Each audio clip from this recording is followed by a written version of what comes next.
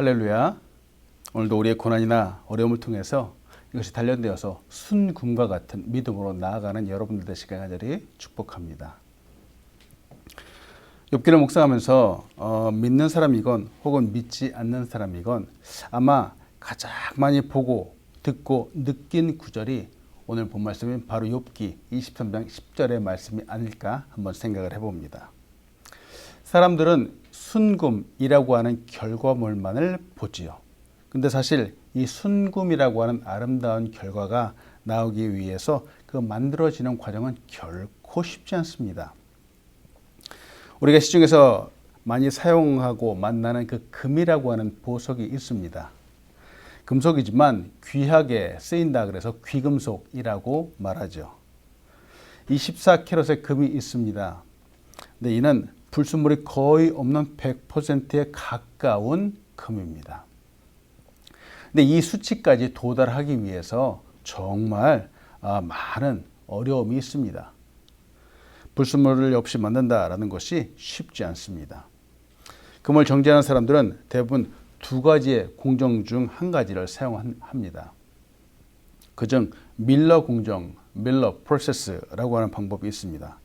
이는 가장 빠른 방법 중에 하나이고 또 비용도 적게 드는 방법 중에 하나입니다. 그런 장점을 갖고 있지만 이 공정을 통해서 나온 금은 그 순도가 99.95%입니다. 또 이와는 다르게 월윌 공정이라고 해서 월윌 프로세스가 있는데 이 방법은 시간도 많이 걸리고 또 비용도 많이 들어갑니다. 근데 이 공정을 거쳐서 나온 금은 그 순도가 무려 99.99%가 됩니다. 이렇게 금을 정제하는 데는 불이 사용됩니다. 불을 통해서 엄청난 온도를 가하고 또 금이 액체 상태가 되면 이 금 속에 포함되어 있던 불순물이 그 위로 표면 위로 떠오르게 되죠. 이 불순물을 모두 제거했을 때가 바로 순금, 정금과 같은 상태가 된다라고 말합니다. 그랬을까요? 이 욥기에서 자신은 이 고난의 과정을 거친다. 즉 뜨거운 불과 같은 그런 과정을 거치는 거예요. 그러면서 마치 순금과 같이 굳건한 믿음의 사람으로 나온다라고 표현을 합니다. 이것이 욥만 그럴까? 우리 그리스도인들도 마찬가지겠죠. 그리스도인의 삶이 정말 순수한 믿음으로 서기까지 정말 많은 과정들, 고난의 과정들, 연단의 과정들을 거치게 되어 있습니다. 그리스도인의 삶에 시련이 오는 경우들이 있습니다. 아마도 한 번, 두 번은 아닐 것입니다. 그런데 이런 시련의 과정은 정말 쉽게 웃고 넘길 만한 과정은 아니겠죠. 때로는 가슴이 아프기도 하고 때로는 마음이 찢어지기도 합니다. 정말 견디기 힘듭니다. 마치 뜨거운 풀무불 속에서 고난을 받는 것 같습니다. 초대 교회 사람들은 예수 믿는다라고 하는 것 이 하나 때문에도 엄청난 고난과 고통을 당했습니다. 그런데 그들의 믿음은 이상하게도 더욱더 견고해졌습니다. 정말 흔들리지 않는 깨끗한 믿음을 갖는 사람들이 되었습니다. 놀랍습니다.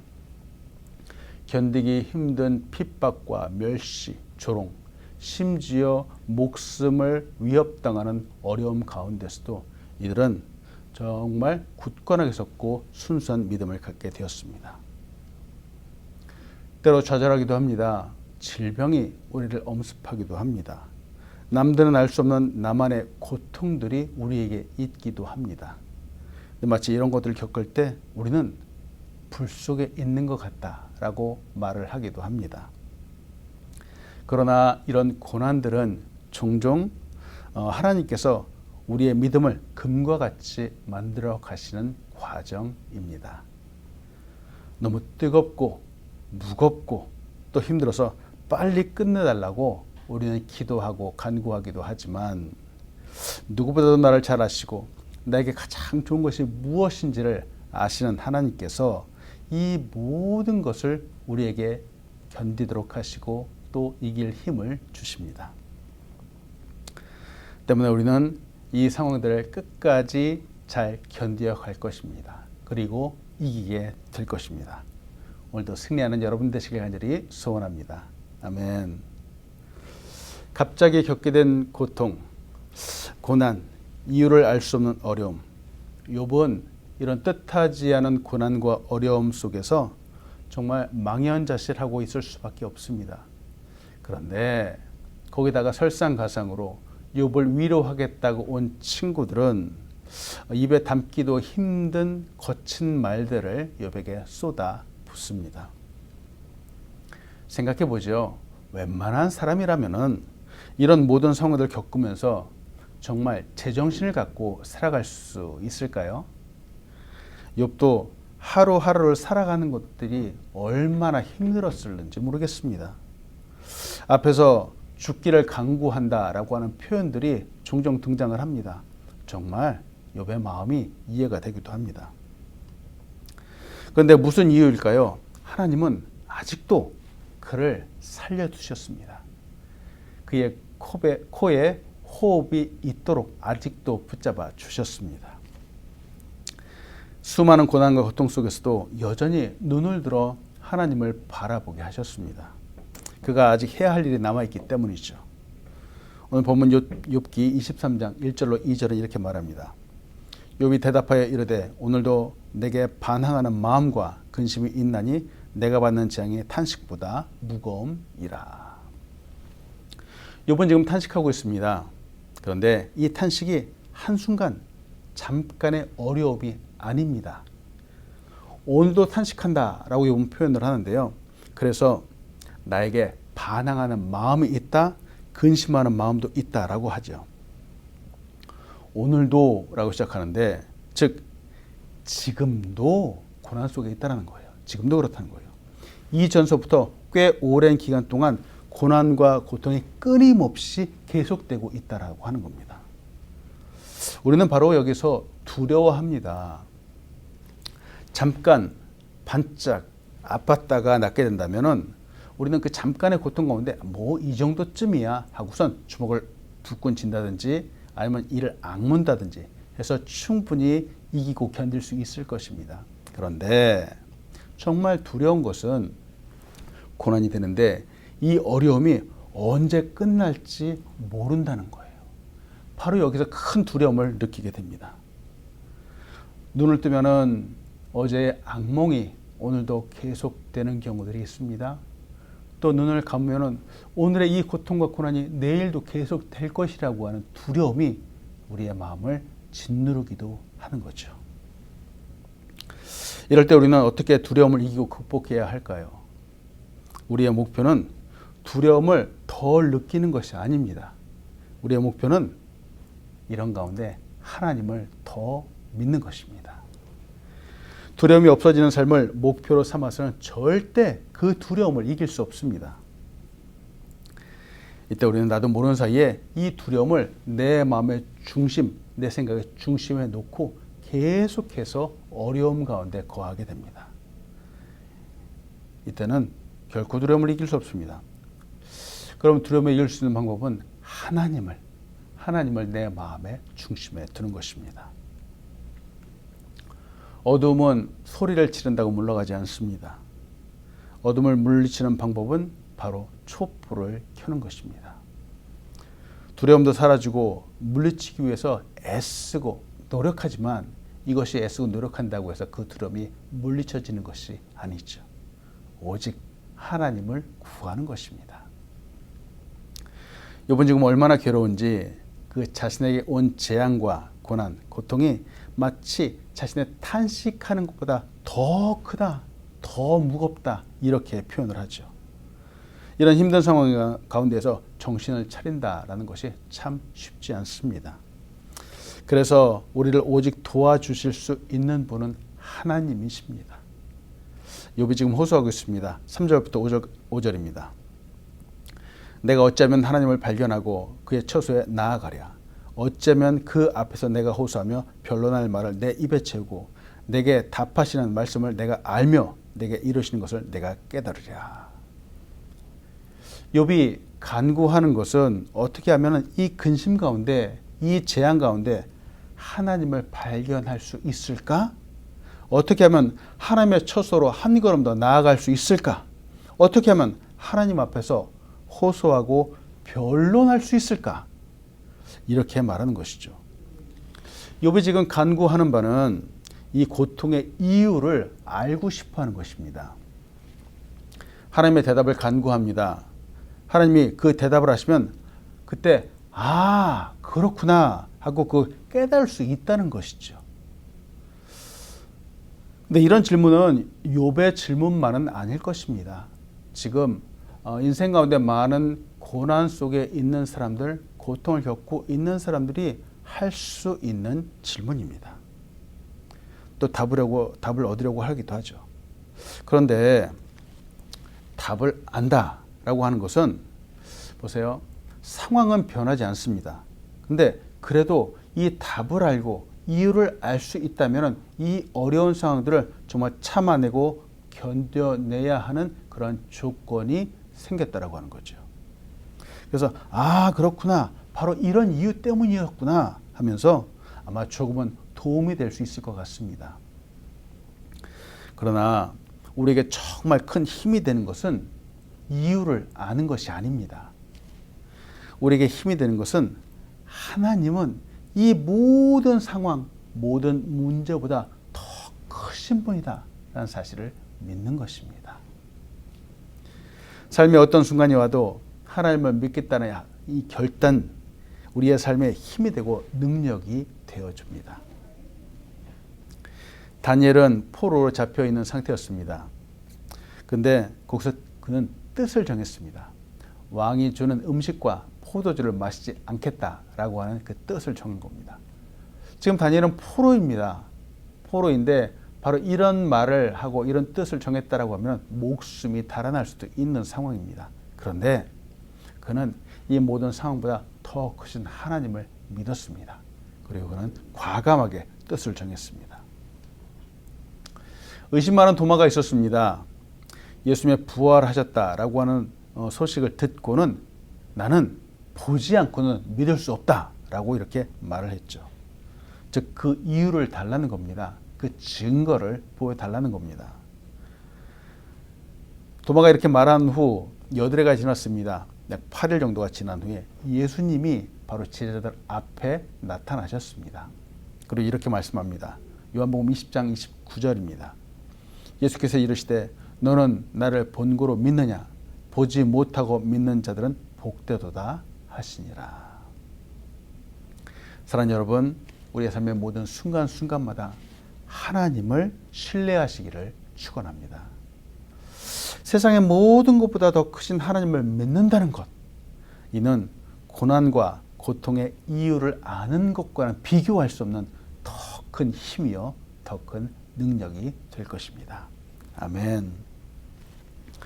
욥기 23장 8절로 9절을 봅니다.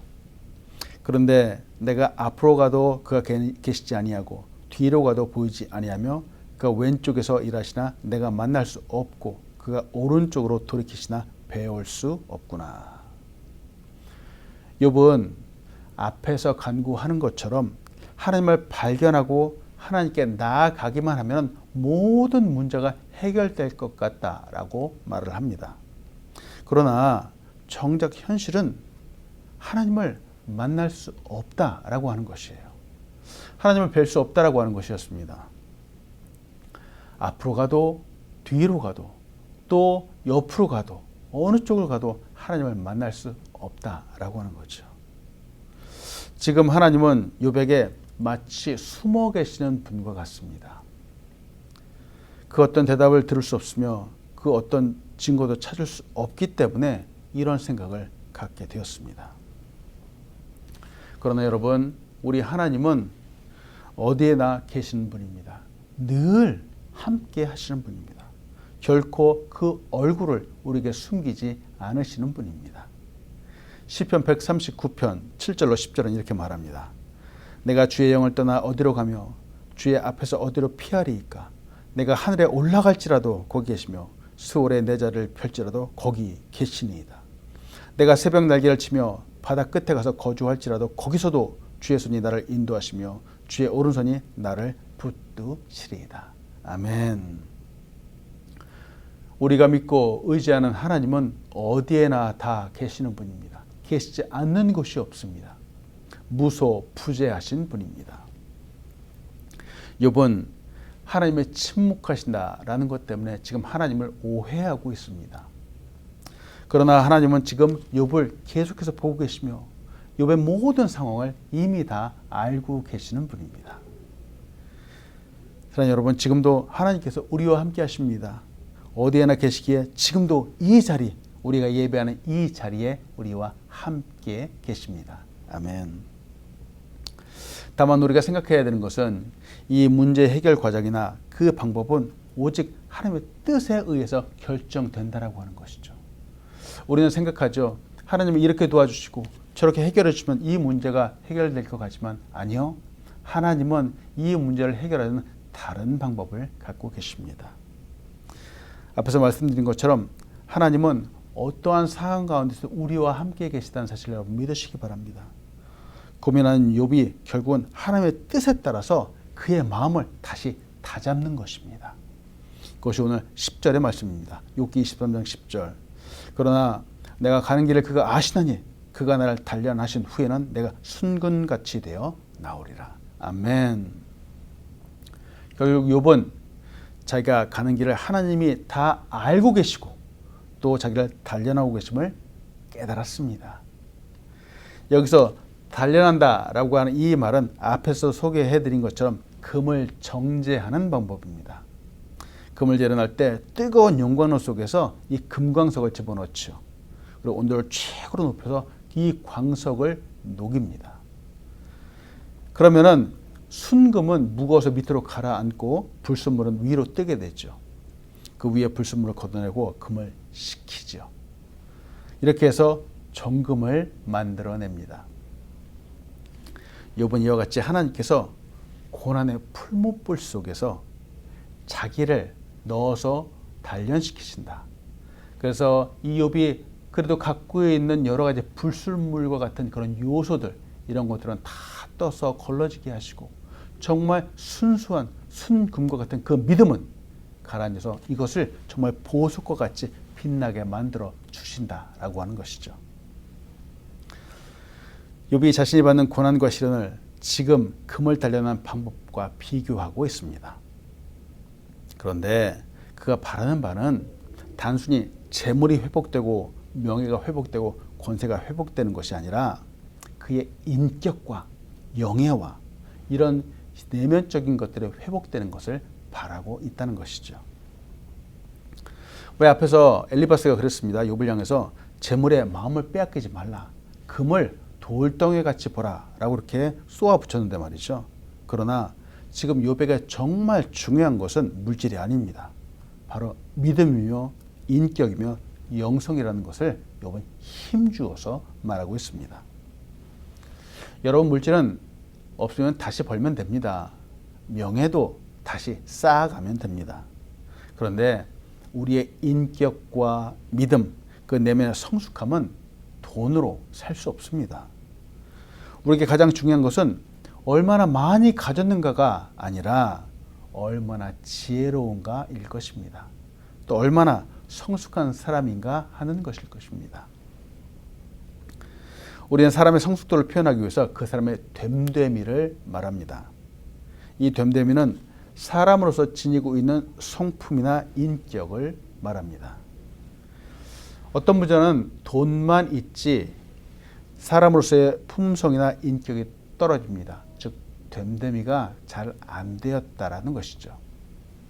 반면에 어떤 분은 가난하지만 성품이나 인격이 아주 높습니다.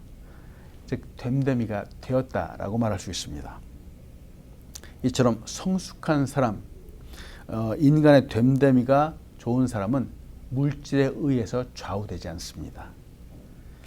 욥은 이미도 하나님께 칭찬받는 믿음과 성품을 갖고 있는 사람이었습니다. 그러나 이 고난을 통해서, 이 시련을 통해서, 단련을 통해서 그는 한 차원 더 높은 인격의 사람이 되어가고 있습니다. 정말 빛나는 믿음의 사람이 되어가는 것이죠. 여러분, 고난이 우리의 삶 속에 오지 않으면 좋겠습니다. 그러나 어느 누구나 크고 작은 고난들을 맞이하게 됩니다. 이 고난은 반드시 찾아오고요. 우리의 삶은 반드시 이 고난을 통과해야만 됩니다. 이때 욥과 같이 우리의 믿음이 더욱더 순결해지기를 소원합니다. 우리의 믿음이 더욱 굳건해지며 더욱 높아지는 우리가 되기를 간절히 소원합니다. 그래서 이제 지금 욥의 관점이 좀 달라졌습니다. 욥은 자기가 당하는 고난이 하나님의 징계가 아니다, 죄에 대한 형벌이 아니다 하고 말합니다. 그리고 이 속에 하나님의 섭리가 담겨 있다라고 말하고 있습니다. 오늘 본 말씀 욥기 23장 11절로 14절은 이렇게 말합니다. 내 발이 그의 걸음을 바로 따랐으며 내가 그의 길을 지켜 치우치지 아니하였고 내가 그의 입술의 명령을 어기지 아니하고 정한 음식보다 그의 입의 말씀을 귀히 여겼도다. 그는 뜻이 일정하시니 누가 능히 돌이키랴. 그의 마음에 하고자 하시는 것이면 그것을 행하시나니 그런즉 내게 작정하신 것을 이루실 것이라. 이런 일이 그에게 많이 있느니라. 아멘. 욥은 그의 일거수일투족을 하나님의 말씀대로 살려고 노력했습니다. 나의 발이 그의 걸음을 따랐다. 이는 하나님의 입에서 그래 나오는 말씀, 그의 명령과 교훈에 순종했다라고 하는 뜻입니다. 심지어 그의 입술의 명령을 어기지 않고 정한 음식보다 그 말씀을 귀하게 여겼다라고 고백을 하죠. 우리 인간의 본성이 있습니다. 우리 인간의 본성은 하나님의 말씀을 따르지 않고 죄를 따라가려고 하는 속성입니다. 그러나 욥은 이 육체의 욕심을 따라가지 않고 하나님의 말씀을 따라가려고 거기에 순종했다라고 말합니다. 왜 그랬을까? 분명히 하나님의 말씀 속에 이런 상황 가운데 하나님의 섭리가 담겨 있음을 믿었기 때문입니다. 하나님은 세우신 그 뜻을 변경하지 않으시죠. 신실하게 끝까지 이루어 가시는 분이죠. 바로 욥이 이 사실을 알고 있습니다. 믿고 있습니다. 그리고 고백하는 것이죠. 한 번 정하신 그 뜻을 이루시는 하나님, 그 마음에 작정하신 것을 반드시 이루시는 하나님, 이 하나님께서 자신을 연단하신다. 이를 변경할 수 없다라고 욥은 고백합니다. 말씀 마칩니다. 욥은 사방에 꽉꽉 막힌 상황 속에서 낙담하지 않았습니다. 오히려 전능자를 바라보았습니다. 그가 그 마음속에 심경의 변화가 생겼습니다. 정말 한 줄기 빛과 같은 소망을 갖게 되었습니다. 하나님이 이러한 고난을 통해서 나를 단련하신다라고 생각하게 되었습니다. 죄 없이 고난당하는 자신의 삶 속에서 자기를 단련하시고자 하는 하나님의 뜻과 섭리가 있음을 깨달았습니다. 그리고 욥은 고백하죠. 결국은 단련하신 후에 내가 이 모든 고난과 고통을 지난 후에는 정말 순금과 같이 되어서 나아갈 것이다 라고 고백을 합니다. 사랑하는 여러분, 우리의 신앙도 고난을 통과하면서 정말 굳건한 믿음, 빛나는 믿음, 정결한 믿음의 사람이 되기를 간절히 소원합니다. 아멘. 기도하겠습니다. 하나님 감사합니다. 오늘도 우리에게 귀한 말씀을 주셔서 감사함을 드립니다. 하나님, 때때로 우리의 삶 가운데 다가오는 많은 고난과 어려움 속에서 어려움을 겪기도 합니다. 그러나 하나님, 이 속에 담겨있는 하나님의 그 놀라운 뜻, 깊은 뜻을 오늘도 깨닫게 인도하여 주시옵소서. 그래서 어려움 가운데 낙담하지 않게 인도하여 주시고 넘어지지 않게 인도하여 주시고 굳건히 다시 일어서 하나님의 영광을 바라볼 수 있도록 인도하여 주시옵소서. 하나님, 귀한 교회를 이 땅 가운데 세우셨습니다. 우리 교회가 부흥하고 발전하며 훗날 주님 앞에 섰을 때 잘하였다 착하고 충성된 종아라고 칭찬받는 교회 될 수 있도록 인도하여 주시옵소서. 하나님, 우리의 가정을 주님 앞에 맡겨드립니다. 하늘의 문을 여시고 크신 은혜와 축복들을 마음껏 부어 주시옵소서. 하나님, 오늘도 약간 환우들에게 힘을 더해 주셔서 하나님이 주신 힘으로 말미암아 굳건히 일어서 영광 올려드리고 찬송 올려드릴 수 있도록 축복하여 주시옵소서. 감사합니다. 예수님의 이름으로 기도합니다. 아멘. 하늘에 계신 우리 아버지여, 이름이 거룩히 여김을 받으시오며 나라의 임하옵시며 뜻이 하늘에서 이루어진 것 같이 땅에서도 이루어지이다. 오늘날 우리에게 일용할 양식을 주옵시고 우리가 우리에게 죄진 자를 사하여 준 것 같이 우리의 죄를 사하여 주옵시고 우리를 시험에 들게 하지 마옵시고 다만 악에서 구하옵소서.